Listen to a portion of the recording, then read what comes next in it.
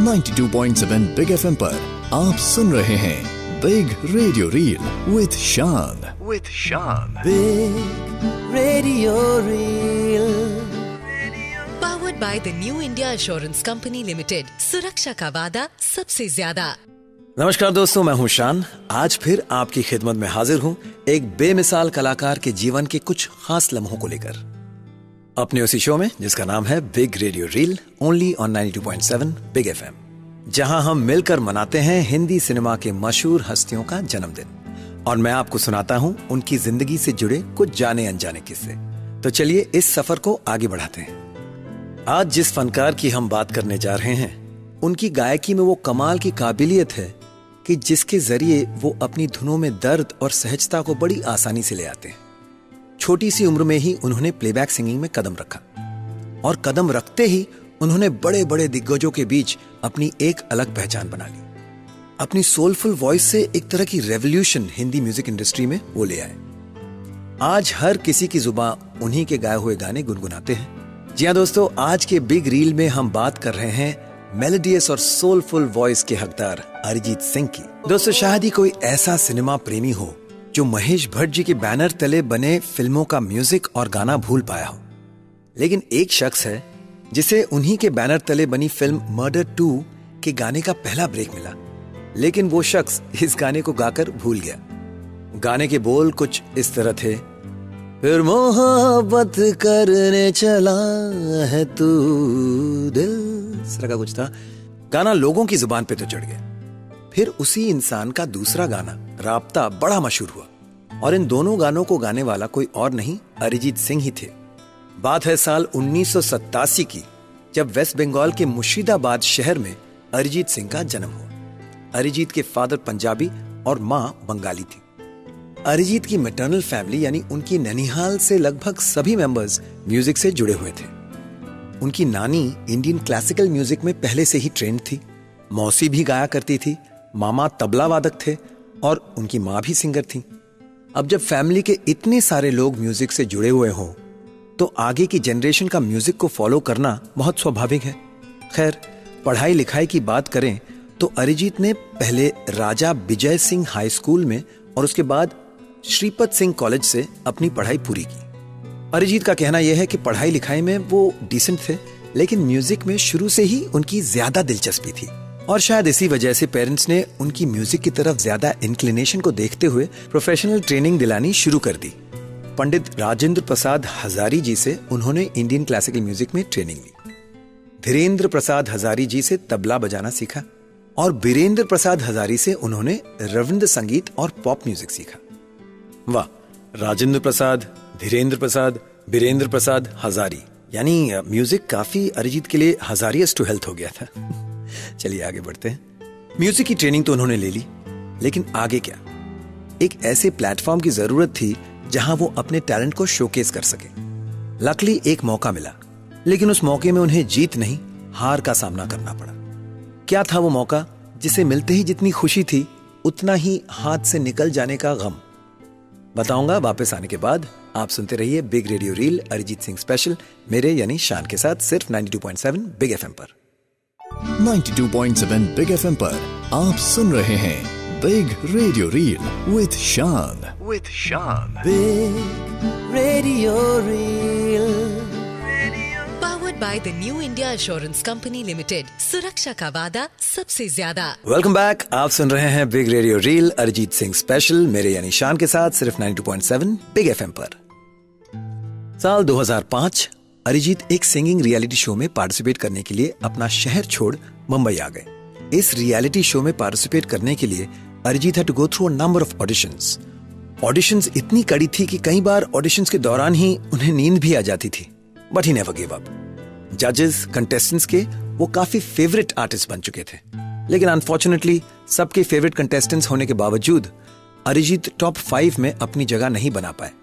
लेकिन एक जज थे जो उनकी सिंगिंग से बेहद इंप्रेस्ड हुए और वो हैं शंकर महादेवन। शंकर महादेवन जी ने अरिजीत से कहा कि वो उन्हें जरूर काम देंगे और फिर हाई स्कूल म्यूजिकल 2 एल्बम के गाने ऑल फॉर वन, आजा नचले में गाने का मौका देकर शंकर महादेवन जी ने अपना वो वादा पूरा किया।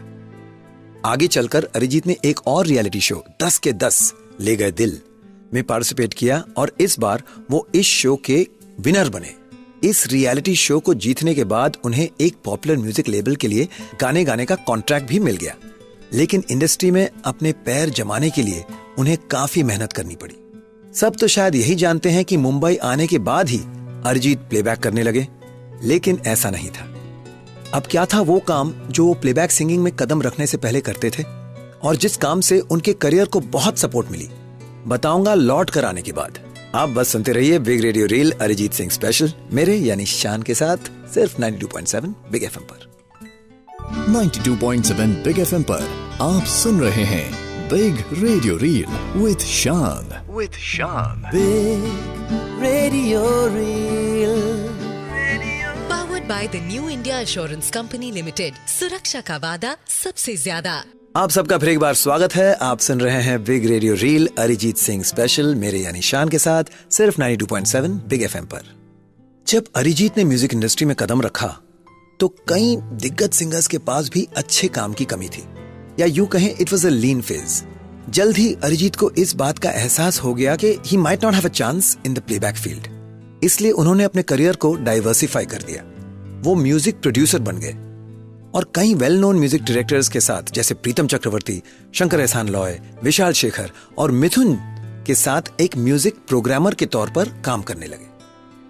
उस वक्त यही एक तरीका था जिसकी हेल्प से वो मुंबई में सर्वाइव कर सके। और अब देखा जाए तो this decision turned out to be a blessing in disguise for him. इस एंटायर एक्सरसाइज ने उन्हें एक बेटर म्यूजिशियन बनने में काफी मदद की। उन्हें म्यूजिक और प्लेबैक के वेरियस एस्पेक्ट्स सीखने का एक मौका मिला। और अब बात करते हैं साल 2010 की, जब म्यूजिक डायरेक्टर प्रीतम को लगभग 16 फिल्मों का म्यूजिक करना था।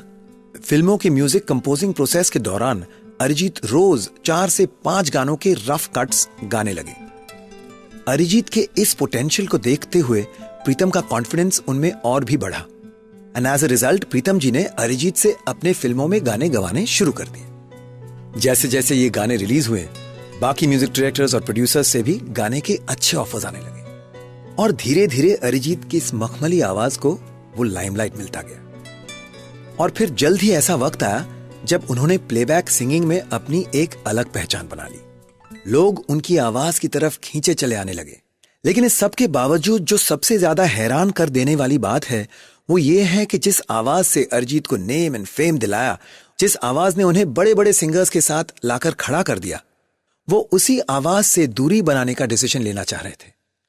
आखिर क्या थी इस फैसले की मजबूरी, बताऊंगा मैं आपको। आप सुनते रहिए big radio reel Arijit Singh special, मेरे यानी शान के साथ, सिर्फ 92.7 बिग एफएम पर।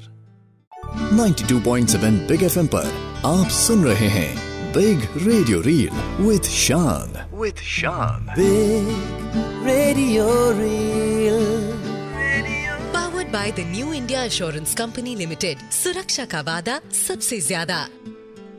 आप सबका फिर एक बार स्वागत है। आप सुन रहे हैं big radio reel Arijit Singh special, मेरे यानी शान के साथ, सिर्फ 92.7 बिग एफएम पर। दोस्तों, जैसा कि मैंने आपको पहले भी बताया था कि अरिजीत सिंह मुंबई में एस्टैब्लिश्ड कंपोजर्स के साथ as a programmer, music programmer काम कर रहे थे। इस काम को वो इतना एंजॉय करने लगे थे कि उन्हें प्लेबैक सिंगिंग से ज्यादा मजा म्यूजिक कंपोज करने में आने लगा।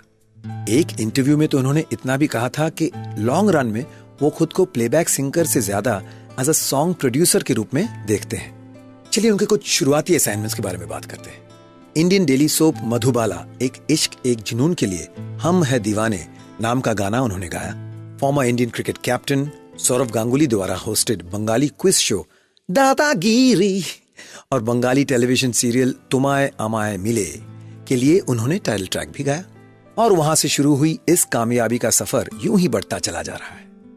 लेकिन वो कहते हैं ना कि सफर में अगर कोई साथी मिल जाए तो मंजिल की दूरी खलती नहीं है। देखा जाए तो जिंदगी में हर किसी को एक बार प्यार तो जरूर होता है। कभी ये प्यार सक्सेसफुल रहता है तो कभी अनसक्सेसफुल। अरिजीत के साथ भी कुछ ऐसा ही हुआ।